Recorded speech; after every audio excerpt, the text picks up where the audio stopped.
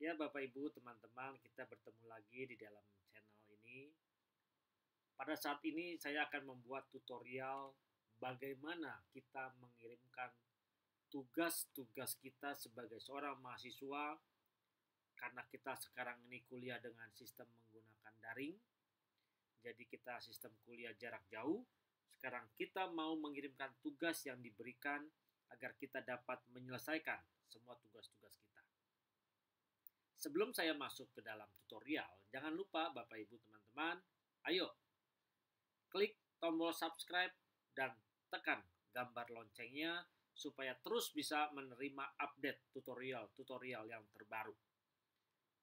Kalau memang ini membantu, silahkan klik tombol share dan silahkan diklik tombol like-nya agar semua teman-teman yang lainnya juga bisa menikmati tutorial ini.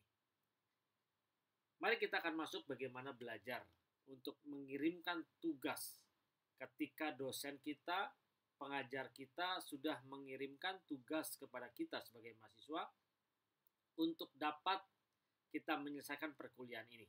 Jadi kita harus bisa mengirimkannya dan banyak yang salah di dalam pemahaman mengirim tugas ini.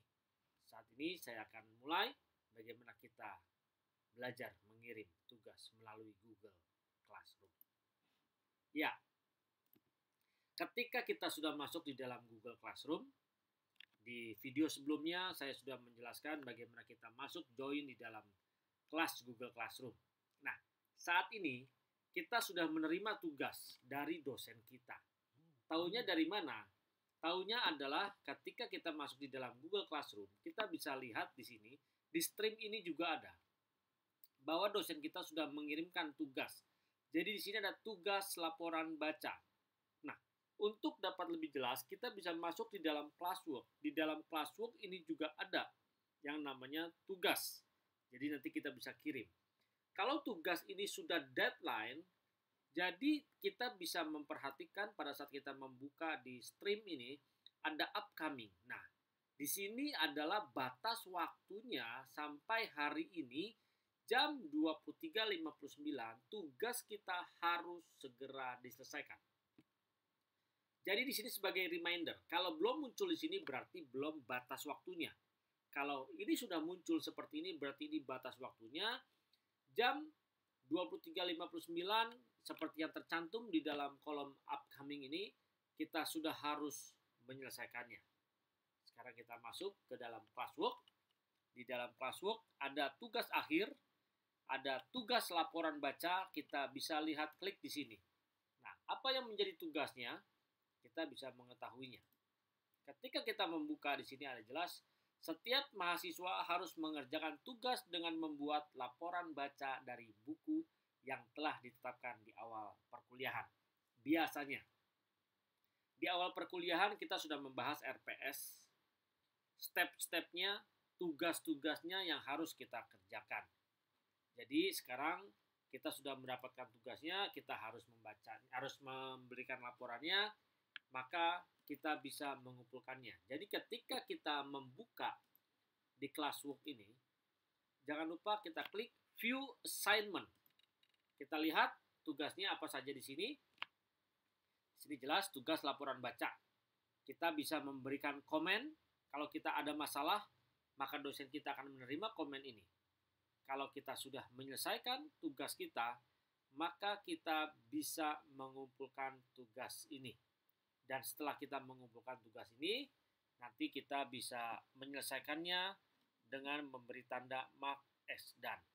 Nah, kita bisa melihat di sini untuk your work ada add or create. Jadi tugas ini kita bisa buat di dalam Microsoft Word dan juga bisa di dalam Google Docs. Apa bedanya? Kalau Google Docs, kita masuk ke dalam Google Docs, kita tinggal langsung docs.google.com, atau bisa juga dari kotak 9 ini, kita bisa cari ke bawah ada Docs. Nah, Docs ini hampir sama dengan Microsoft Word, tapi ada beda. Bedanya apa? Kalau kita membuat di dalam Google Docs, maka data akan disimpan di drive-nya Google kita. Menjadi masalahnya, setiap kita menyelesaikan tugas atau kita membuat tugas, maka kita harus selalu terhubung dengan internet karena datanya disimpan di dalam Google Drive. Kalau kita tidak mau terus terhubung koneksi dengan internet, maka kita harus membuatnya dengan Microsoft Word. Ketika kita sudah mengetiknya dengan Microsoft Word, kita sudah membuatnya, lalu kita akan mengirimkannya, maka kita bisa klik di sini, ada yang tanda plus, add or create. Ketika kita klik, maka di sini ada pilihannya. Kalau data kita ada di Google Doc, kita atau mau buat nih create, kita mau buat dari Google Doc, kita tinggal klik, kita ngetik. Ini sistemnya harus online. Kalau tidak, atau sudah ada kita buat secara online, kita bisa masuk ke Google Drive, kita bisa pilih datanya kita. Nah, sekarang saya mengasumsikan bahwa kita sudah membuat tugas dalam bentuk Microsoft Word. Mengapa? Dengan Microsoft Word, karena kita tidak perlu terhubung dengan internet pada saat kita membuatnya, karena bisa saja kita membuatnya dengan kita mencicil dari hari ke hari, membacanya, dan kita menyimpannya di dalam Microsoft Word di dalam laptop kita. Ketika itu semua ada di dalam laptop kita, maka kita bisa memilih file. Sekarang kita akan melampirkan. Dengan file ini ada gambarnya attachment, berarti kita memberikan lampiran dalam berupa file. Jadi kita klik file ini, attachment ini, kita tinggal pilih karena kita di sini ada yang recent, ada yang upload. Kita pilih yang upload. Berarti kita harus melakukan browse. Di mana file tugas kita berada? Kita klik browse, kita tinggal pilih ada di mana tugas yang kita punya. Jadi kita bisa pilih ada di mana. Nah, sini latihan tugas baca, saya klik open. Nah, saya sudah siapkan, saya sudah ketik tugasnya dengan nama latihan tugas baca. Oke, sekarang statusnya dia sudah di attachment, sudah ada. Kalau ini satu file, kalau kita dua file, berarti kita tinggal add lagi. Setelah selesai, jangan lupa kita harus tekan hand in di sini. Kenapa? Hand in ini berarti kita menyerahkan tugas kita sebagai bentuk bahwa kita sudah serahkan. Jadi kita harus klik hand in. Kalau mau ada komentar bisa ketik di sini, ini private comments. Kalau di sini komennya comment class. Jadi kalau kelas komen, seluruh teman-teman kita bisa membaca di kelas komen ini. Misalnya kita punya masalah dengan tugas kita belum paham, kita bisa kelas komen. Kelas komen, semua teman-teman kita bisa menerimanya. Bedanya dengan private comments, hanya dosen yang menerima pesan ini. Mahasiswa yang lainnya tidak menerimanya. Jadi, ada dua pilihan pesan di sini. Setelah kita melampirkan filenya untuk tugas ini, jangan lupa untuk kita klik hand in. Sekarang kita klik hand in. Nah, di sini sudah ada notifikasinya bahwa satu attachment yang akan dikirimkan yaitu tugas laporan baca filenya. Ada pilihan cancel atau hand in. Kalau kita ragu-ragu, nggak jadi, kita cancel. Kalau kita sudah mantap, yakin, kita serahkan dengan klik tulisan atau menu hand in. Kita klik sekarang, dia proses mengirimkan. Nah, sudah proses mengirimkan, berarti sudah selesai. Kita tinggal menunggu nanti dari dosennya. Ketika dosen sudah memeriksanya, nanti dia memberikan nilai, maka kita pun akan menerimanya.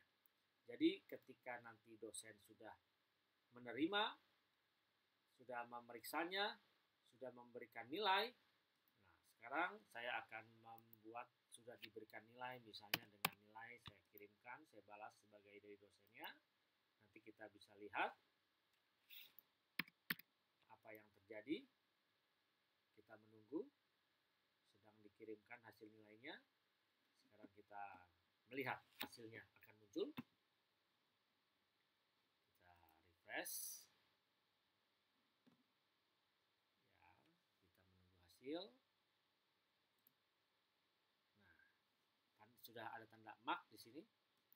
Kita bisa melihat apa yang terjadi untuk tugas kita.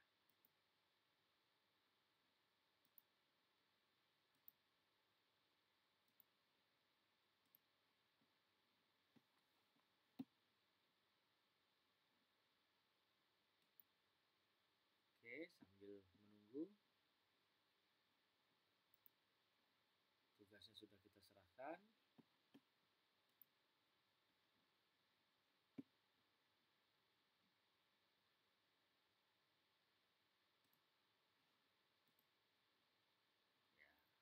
View your work. Nah, di sini. Jadi ketika kita klik dari view your work di sini, kita melihat pekerjaan kita. Ketika kita klik, nah di sini kan ada all, assignment, ada return, kalau dikembalikan, atau ada yang masalah. Nah, lihat tugas laporan baca yang sudah kita kirimkan.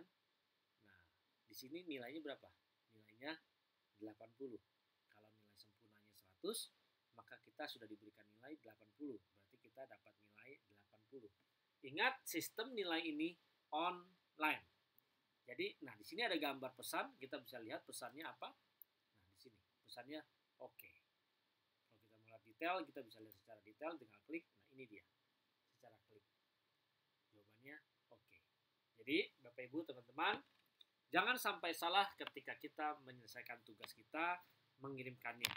Saya berharap tutorial ini dapat membantu Bapak Ibu dan teman-teman semua ketika kita membuat tugas, supaya kita dapat mengumpulkannya, supaya kita tidak salah.